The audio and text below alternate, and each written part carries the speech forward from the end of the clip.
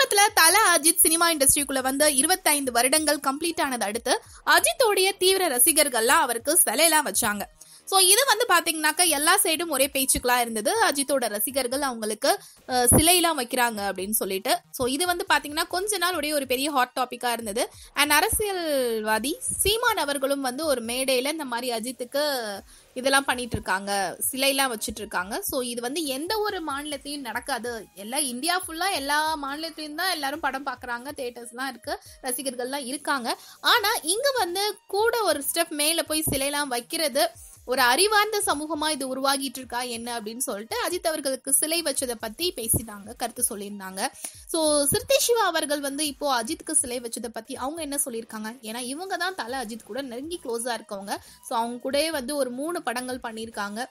So இதனால நல்ல ஒரு ஃப்ரெண்டாவும் வந்து இவங்க 2 பேரும் வந்துட்டு இருக்காங்க. அண்ட் சிறுத்தை சிவா அவர்கள் இதை பத்தி சொல்லும் போது அஜித் நிச்சயமா இதை விரும்ப மாட்டாரு. எப்போதுமே அவர் சொல்றது என்ன அப்படின்னா, முதல்ல அம்மா அப்பா, அதுக்கப்புறம் நம்ம செய்யற தொழில், இதுதான் வந்து நமக்கு லைஃப்ல எப்போதுமே முக்கியம், அதுக்கப்புறம் தான் மற்ற விஷயங்கள் எல்லாமே.